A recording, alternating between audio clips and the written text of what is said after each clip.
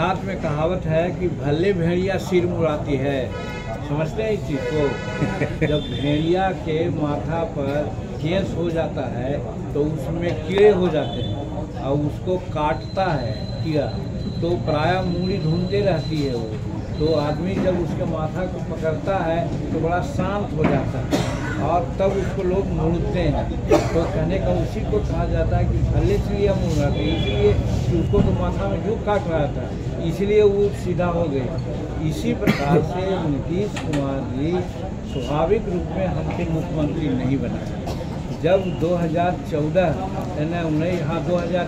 के चुनाव में वो पार्लियामेंट इलेक्शन में सभी सीटों में प्रायः हार उनको मिली, तो जदयू के लोग ही कहने लगे कि आप इस्तीफा दीजिए, आपके नेतृत्व में सब हार गया है।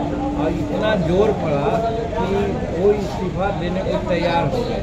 लेकिन उन्होंने चालाकी की कि हम एक ऐसा नॉन कंट्रोवर्शियल आदमी को चुने जो नाम उसको हम चीफ मिनिस्टर के रूप में नामित करने में कोई विरोध न करेगा। तो उन्होंने जीतन मांझी को भुइयां मुसहर कम्युनिटी जो बाई नेचर सीधा सपटा ईमानदार और कर्मठ हुआ करता है, तो वे समझते थे वो कि जीतन मांझी इस तरह का है, इतना दिन इसका राजनीतिक लाइफ हुआ, कोई चाल पाल नहीं रहती है, ये जो हम कहेंगे वो करेगा। इसलिए हमको उन्होंने मुख्यमंत्री बना दिया और मुख्यमंत्री बनाया तो 2 महीना तक हम काम करते रहे उनके इशारा पर। आप सोच सकते हैं, मैं विस्तार में जाता हूँ कि जब हम ग्रेजुएशन किया था तो हमारा इकोनॉमिक्स और पॉलिटिकल साइंस विषय था। आप जोड़ सकते हैं पॉलिटिकल साइंस के विद्यार्थी को इतना पता था कि मुख्यमंत्री को क्या अधिकार है, क्या कर्तव्य है। तो जब हमको मुख्यमंत्री बना दिया तो हमारा तो कर्तव्य था कि मंत्रिमंडल का स्वयं करें, लेकिन नहीं, एक वैसे ही वोट लिया मुख्यमंत्री का, 2 घंटा के बाद एक सूची आई, वो भी कोई विधायक कोई नेता के मार्फत से नहीं, एक चपरासी के माध्यम से आया। कितना तुच्छ हमको समझते थे, कितना सीधा समझते थे, मुक्त समझते थे, आप लोग इसको कर सकते हैं। वो एक चपरासी लेके आया, हम उलट के देखा तो देखा कि नाम है और हुआ कि ये ही लोग मंत्री पद के शपथ लेंगे।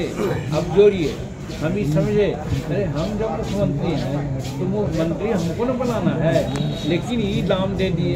लेकिन तुरंत ही की बात थी, हम उस पर सिग्नेचर कर दिया, इतना लोग वोट लिए, मंत्री बन गए। हम जान रहे थे कि हमको मंत्री बनाना, हमारे राय से कोई मंत्री नहीं बना, सब माननीय नीतीश कुमार के राय से मुख्यमंत्री बना। फिर दूसरा शाम में उसी प्रकार के एगो लिस्ट आई, उसमें था सभी विभागों का बंटवारा था। तो हमारे मन में बात आई कि भाई मंत्री तो बनाइए दिए अपने मन से कम विभाग के बारे में तो हमसे राय तो कर लेते। अब ये ऐसा क्या बना दिए हमको मुख्यमंत्री, हमारा राय भी नहीं लिए, अब तो क्या करें। फिर तुरंत ही की बात थी, हम तुरंत कैसे रिवेल करते, इसीलिए हम फिर उस पर दस्तखत कर दिया। सब विभाग उनके कहने पर मिल गया।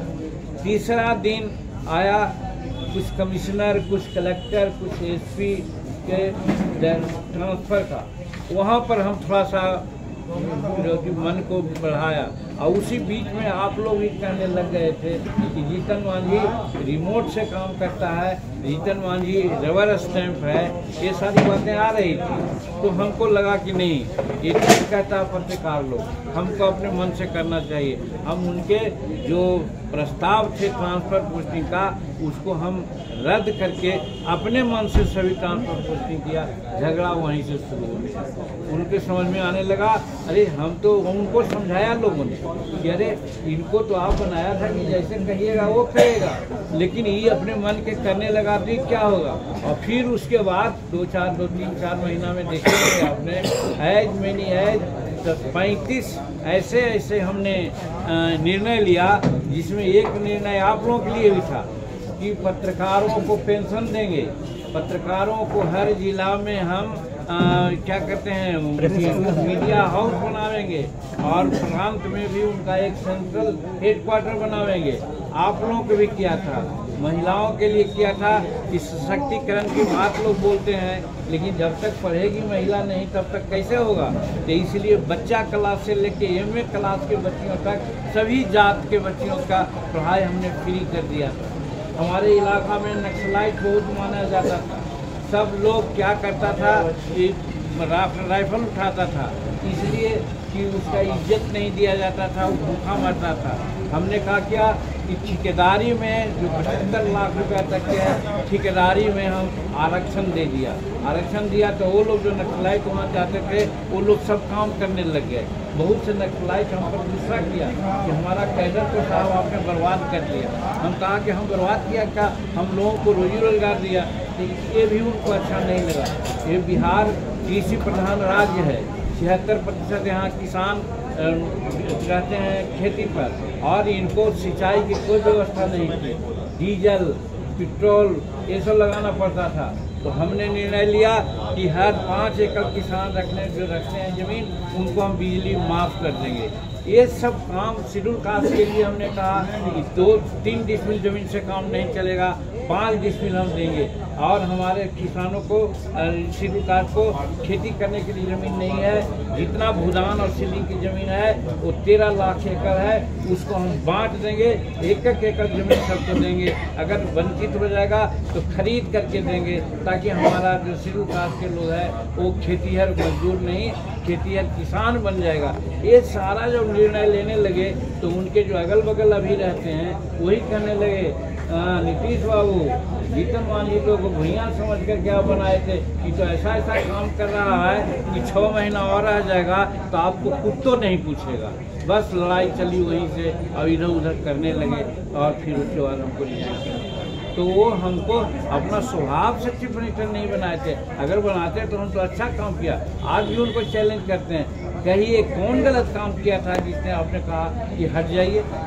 और उसमें भी हम कहा था कि अगर वो कहते सीधे कि हट जाओ तो 2005 को याद रखिए, हम मंत्री बने थे इनके मंत्रिमंडल में, हम तो शिक्षा विभाग दिए थे। लेकिन आप ही लोगों ने कहा कि उनके आपके यहाँ क्या है, तो एक दागी मंत्री आ गया है और वो तुरंत हमको बुलाए, 1 मिनट नहीं ठहरे हमने इस्तीफा दे दिया था। आप लोग सब जानते होंगे। तो उसी की वजह देते अगर कहते तो, लेकिन ये तो एरोगेंट आदमी कहेंगे नहीं इसको हम हटाएंगे कान पकड़ के, और भाई हम हट गए। यही स्थिति है। तो वो हमको बनाए थे स्वाभाविक। और वो जो आज तुम ताम कहते हैं तो तुम ताम कहते हैं तो उनका संस्कार क्या है। हम उनसे बड़े हैं उम्र में भी, पहले डिग्री हासिल किया है, पहले हम विधायक हुए हैं।